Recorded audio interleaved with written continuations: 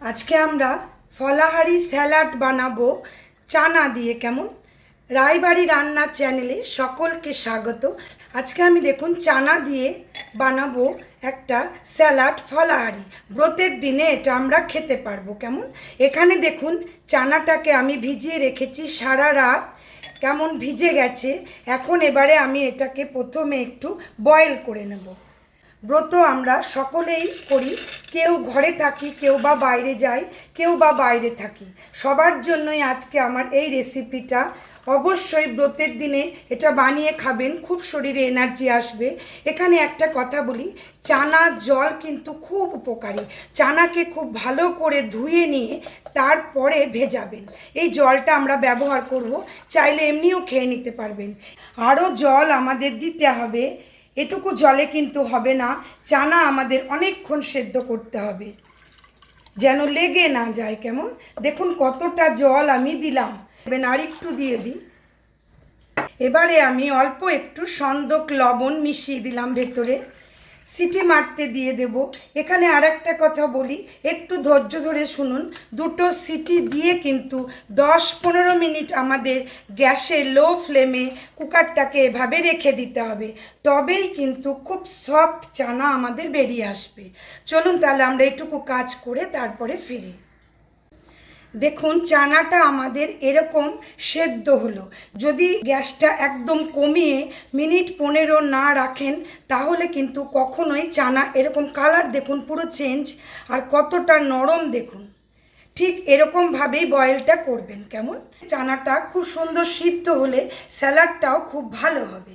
প্রথমেই আমি দেখিয়ে দিই ফলাহারি স্যালাড যে আমরা বানাচ্ছি কি মশলা দেব। এখানে দেখুন আমি সন্দক লবণ ব্যবহার করেছি, কাশ্মীরি লাল মির্চি, আমচুর গুঁড়ো, আর এটা আমার ব্ল্যাক পেপার আছে। সব কিছুই ছোটো চামচের 1 চামচ করে আছে। এটা মিলিয়ে নিলাম, আমার ফলাহারি স্যালাডের মশলা তৈরি হয়ে গেল। এটা একটু বানিয়ে নেবেন, তাহলে ভালো হবে, খেতে ভালো লাগবে। আর আরেকটা কথা বলি, ব্রততে অনেকেই অনেক কিছু খান না। আমি কিন্তু একটা জেনারেল বানিয়েছি, যারা যেটা খান না সেটা বাদ দেবেন প্লিজ। এবারে দেখুন একটু আলু সেদ্ধ করে নিয়েছি।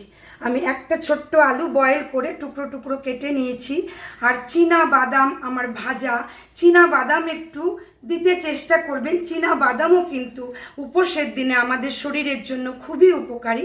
এটা আমরা ছোটোবেলা থেকে সকলেই জানি, হয় ভিজিয়ে নয় ভাজা, যেভাবে খুশি। একটু শসা, বেদানা, কলা এসব দিয়েছি। ফলের মধ্যে যার যেটা খুশি ভালো লাগে, যেটা খান ব্রততে সেটাই নেবেন। কেমন? ছোট ছোট করে শুধু একটু কেটে নেবেন। আমি টমেটো দিয়েছি এখানে অল্প একটু, শুধু কালার আনার জন্য।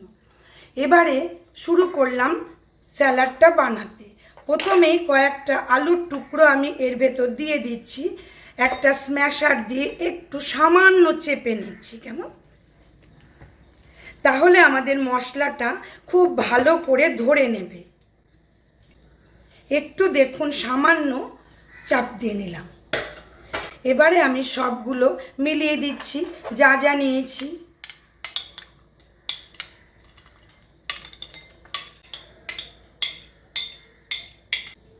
মশলাটা দিয়ে দিই। খুব সহজ, দেখলেন তো, খুব চটপট হয়ে যাচ্ছে। উপোসের দিনে আমাদের অনেক কিছু করতে ইচ্ছে করে না, কিন্তু এটুকু বানিয়ে নিন, শরীরের জন্য খুবই উপকারী। রেসিপিটা অবশ্যই ট্রাই করুন। যদি ভালো লাগে please like, share, comment and subscribe my channel. Subscribe করে পাশে থাকা বেল আইকন অবশ্যই প্রেস করুন নতুন নতুন রান্নার নোটিফিকেশানের জন্য।